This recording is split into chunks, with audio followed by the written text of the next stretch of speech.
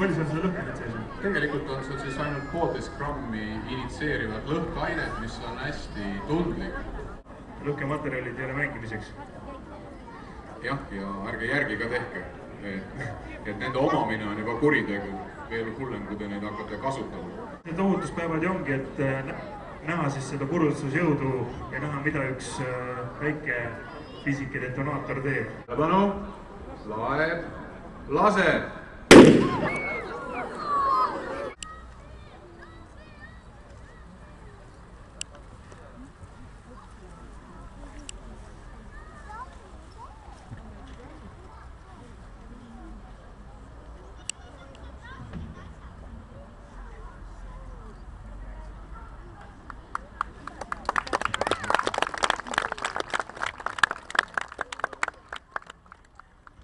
Tulemist, mis juhtub siis, kui te lähete seda põlevat rasva veega kustutama, näete te nüüd kohe.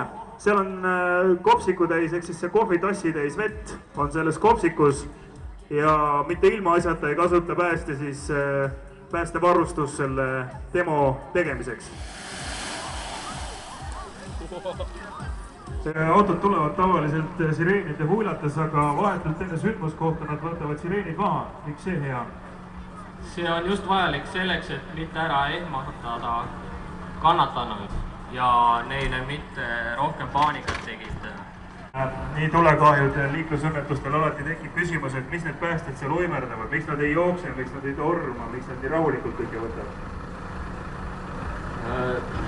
Päris nii lihtne see asi ei ole, et töövahendid, millega tegutsetakse, on küllalt rasked ja esmatähtis on päästja ohutus.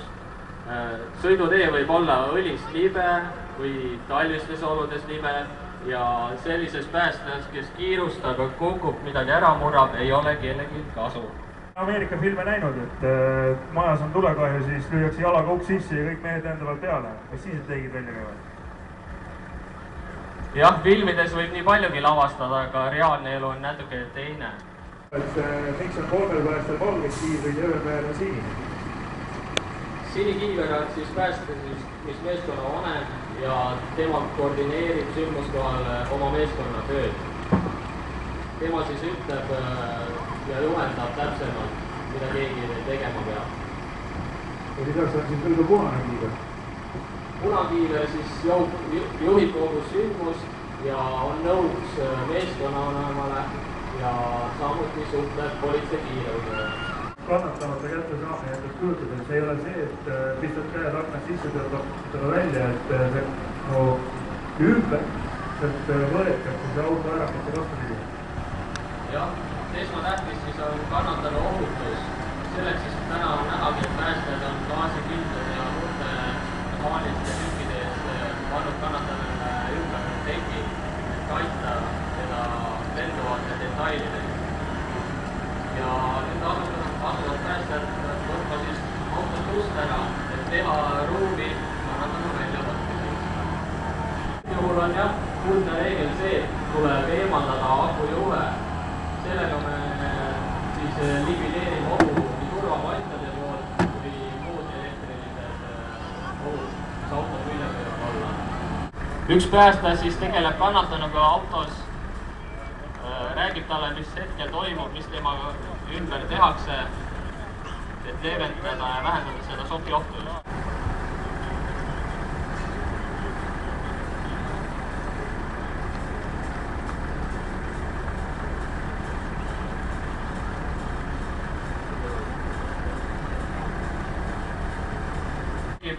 Auto lõikamises teravaid kohti, kuhu võib tõstmisel kannatanud mehaaniliselt vigastada. Selle jaoks pannakse spetsiaalsed tekid ja kotid nende teravate otste ümber.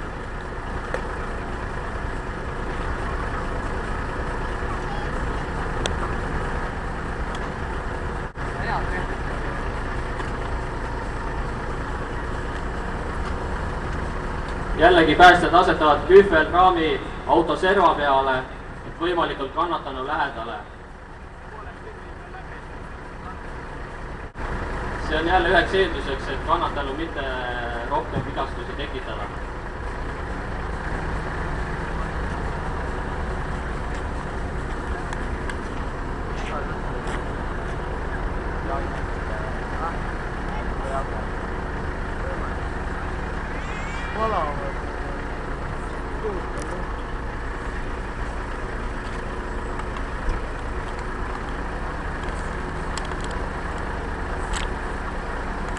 Küsime kannatanu käest ka kohe, et kas kannatanu pääses vigastusteta? Ei tunne midagi.